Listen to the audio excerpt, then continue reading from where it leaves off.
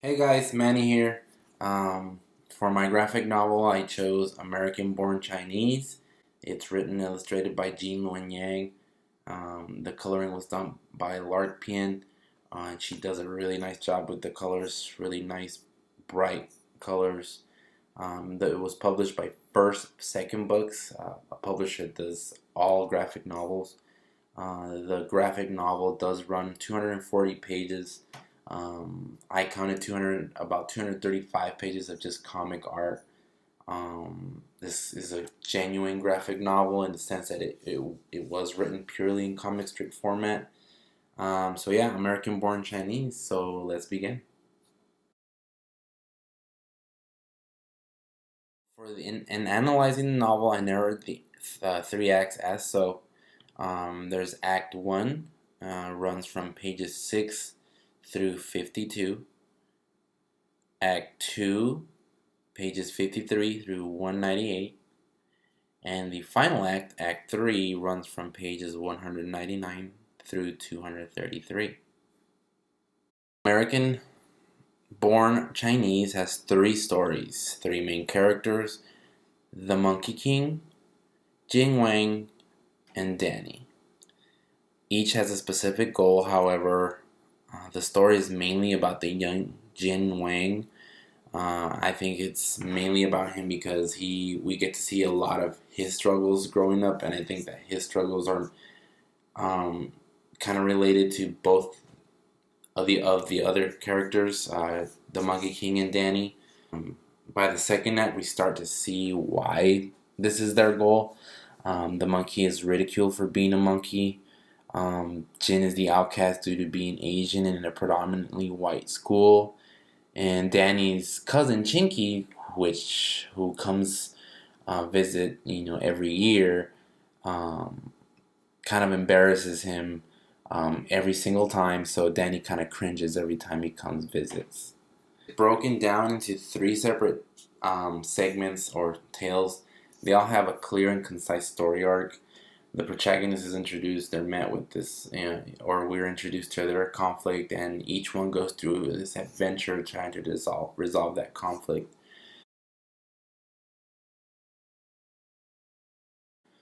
The Monkey King starts as a peaceful deity, disciplined, respectful, whatnot.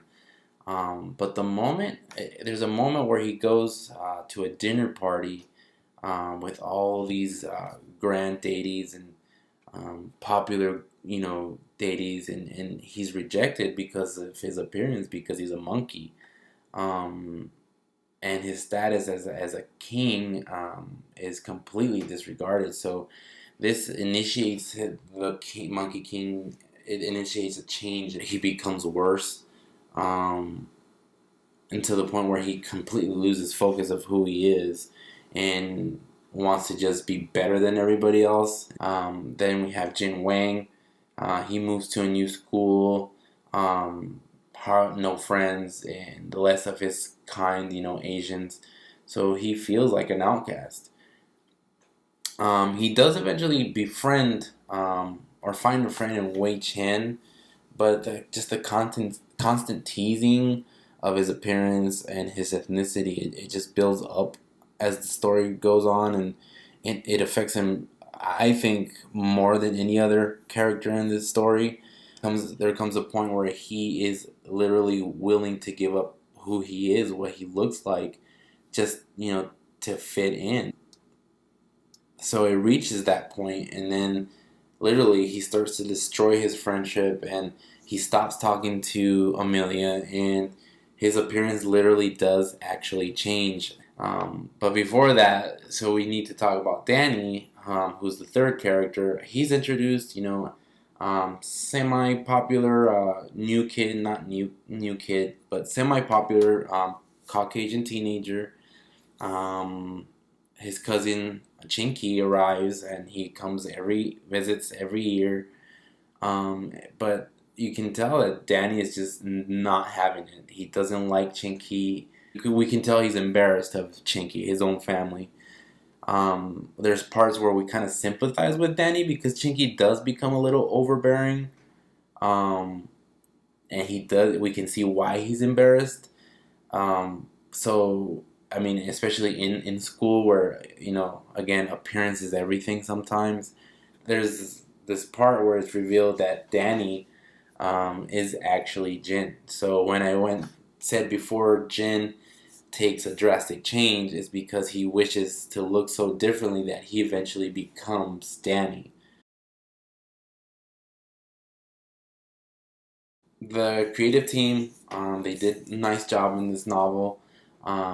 It's pretty simple.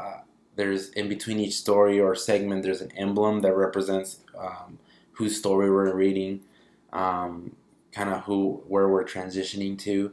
So you'll see um, a picture or an emblem of a monkey, or you'll see the emblem of Jin, and then you'll see Chinky, which represents Danny's segment. The novel American Born Chinese uses quite a few moment to moment transitions, especially where it uses 3 consecutive panels, such as page 11, page 32, and page 127. The majority of the novel utilizes action to action, so that the novel is made up of mostly action to action transitions. Um, when we're first introduced to the Monkey King and Jin, the illustrator uses scene to scene, and I thought that was a really effective way of kind of um, introducing setting too.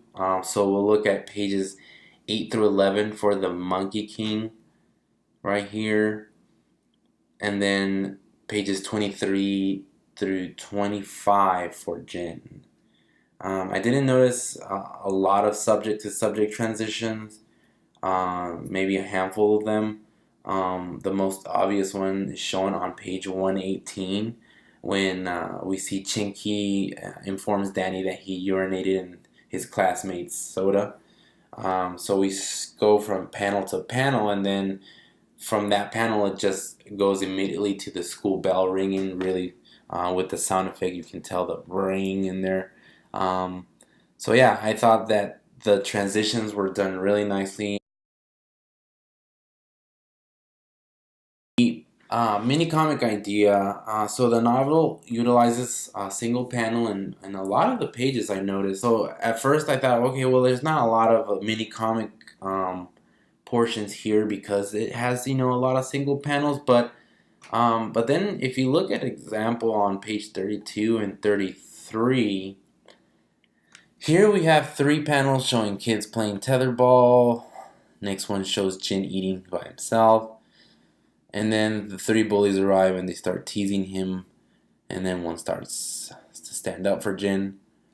And then this continues on to page 33, and this is where I thought I started noticing that actually there is a lot of mini comic idea implemented into the novel, because so we put these 32 and 33 together, and we start to see the beginning, middle, and end to each one. So on 32, Jin eating the kids are playing, Jin eating by himself. Bullies come, one defends him, and then page 33, Greg, one of the kid that causes the distraction. Then the bullies insult Jin's appearance once more, but they eventually leave him alone. And then it goes to the last 2 panels here, where Greg is looking back at a lonely Jin. The flow was exceptional in the novel, in my opinion. There's one prime example that I wanted to use because I just really like this part, but it's the illustrations on pages 70 and 71. Here we see the monkey. The Monkey King's actions have been recognized or pointed out to Seiyo Su. I might be mispronouncing that, so I apologize. But he's pretty much the god who created everything, or God. So he arrives and he tries to teach Monkey a lesson, tries to kind of snap him out of whatever is going on with him. We see the Monkey King, going a lot from left to right here because he's trying to go away from him or run away from him, but also because he wants, or they want us to keep turning the page So as a reader, I found myself asking, wait, does he escape? Is he that, becomes so grand that he does escape Soyosu? So as far as looking at an audience perspective, the whole left to right movement does such a really nice job, especially here, because you want to keep turning the page to see what does happen to the Monkey King. So that's pretty much it on as far as analyzing, the arc, the flow, the transition. I would definitely recommend this to my classmates, and I definitely would recommend it to friends outside of school. I think that the message in this novel was really a beautiful one, and I think it's an important one nowadays. A lot of people struggle with identity because of teasing or because of their appearance. So, um, this book has a grand message, a nice message, and I think that you guys should definitely give it a read. What do they all have in common? So it's a really nice little graphic novel, something that I think that I'll probably try to find in print, um, just so I can have that. When I do have kids, again, the message is so beautiful that I think it's an important read. It's a critical read. So um, go check it out, American Born Chinese, and I hope you guys enjoy. Thank you.